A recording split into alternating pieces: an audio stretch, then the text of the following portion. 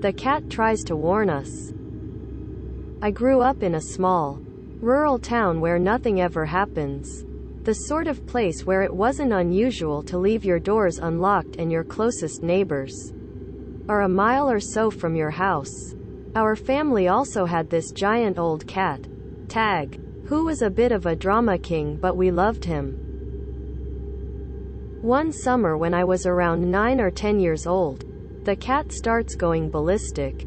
Tag generally slept in my room curled up next to me until I fell asleep and then would get up to doing whatever cat things he did at night.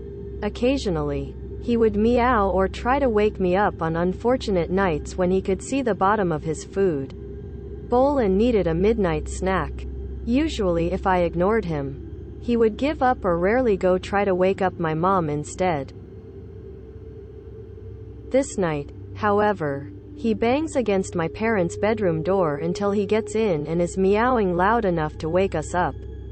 Our bedroom doors were next to each other and I call to Tag to come to bed because it's about 2 a.m. He is having none of it and is carrying on.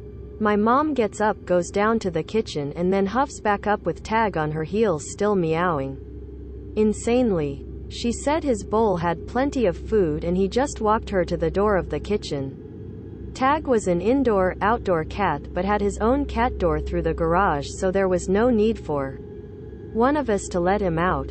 My mom said my brother must have left the kitchen door open and just the screen door was shut, but she wasn't holding it open forever for the cat to just stand there and not go out.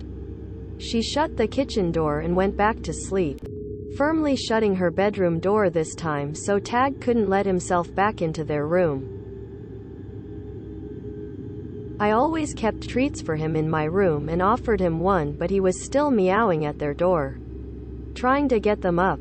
I grabbed him and bring him into my room and shut my door to try to get him to sleep. I lay in bed trying to go back to sleep and Tag meows at my door wanting back out. I finally open my door and he bolts back downstairs towards the kitchen, and that's when I heard what sounded like a door slamming. I have 3 older siblings though, and someone is always up watching TV or running to the bathroom, so I think nothing of it. The cat finally stalks back into my room, but instead of curling up in my armpit like usual, he sat at the bottom of my bed staring at my door. I fell asleep until morning when some commotion wakes me up and I pad down to the kitchen to find my parents on the phone with the police. They got up as usual to get ready for work, and while making coffee my mom went to grab her rings from the little jewelry dish she had by the sink, because she would take them off in the evenings to rinse dishes and load the dishwasher, but discovered the dish was empty this morning. Small town, so the sheriff sends a deputy over, and when my dad walks out to meet them, sees the ATV is missing from out back. The key is off the key ring. My brothers are all up at this point too, and we are all freaked out that while we were sleeping, some robber came in and removed the ATV key and saw an opportunity to take my mom's rings. They were asking if we had any clue when it happened, and my parents say no. My mom asked my middle brother, who was a freshman in college and home for the summer, what time he ended up off the couch last night and if he heard anything. He said he went to bed at 10 or 11 and asked what she meant, as his bedroom was in the basement and he wouldn't have heard anything in the kitchen. She said, but you were in the living room off the kitchen when I went to feed the cat and shut the door you left open, and I told you not to sleep on my couch and go to your bed as I went back upstairs.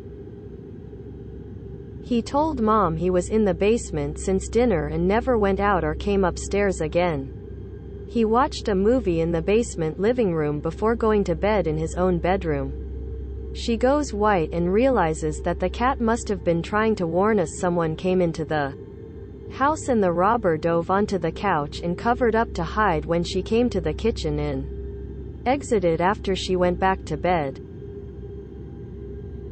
The cop said for someone to be so brazen they probably knew our family, knew our habits, but didn't count on the cat being so overprotective and had probably intended to steal more, but was afraid the cat may wake the whole house.